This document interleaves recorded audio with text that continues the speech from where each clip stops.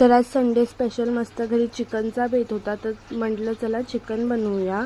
कांदा टोमॅटो मोठा आणि छोटा चॉप करून घेतला आणि नंतर एका कढईमध्ये तेल टाकून मस्त कांदा टोमॅटो भाजून घेतला मोठा मोठा 5-10 मिनिटं तेलामध्ये। नंतर मग थंड होईपर्यंत ठेवला आणि त्याची स्मूथ अशी पेस्ट बनवून ठेवली। नंतर एका कढईमध्ये तेल टाकून चिकन फ्राय करून घेतलं आणि त्याच्यामध्ये पाणी ॲड करून वाफेवर 15 मिनिटं असं शिजत ठेवलेलं। मस्त चिकन शिजलेला होता आणि मग फोडणीची तयारी करायला लागलेली। एका कढईमध्ये तेल टाकून खडे मसाले ॲड करून आणि कांदा छोटा कापून त्याच्यामध्ये फ्राय करून घेतला लालसर होईपर्यंत।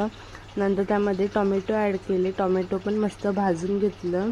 नंतर त्याच्यामध्ये सगळे मसाले ॲड करायला घेतलेले, लाल मसाला, गरम मसाला, हळद आणि मीठ टाकून ते मिक्स करून घेतलं। नंतर त्याच्यामध्ये दही टाकली, दही पण व्यवस्थित मिक्स करून घेतली।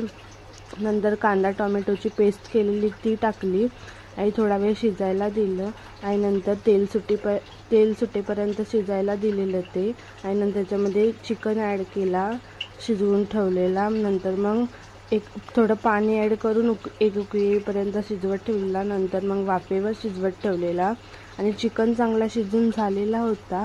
मस्त भातासोबत सर्व केला, सगळ्यांना घरी आवडला। चिकन पण मस्त झालेलं होता, मला सुद्धा आवडला।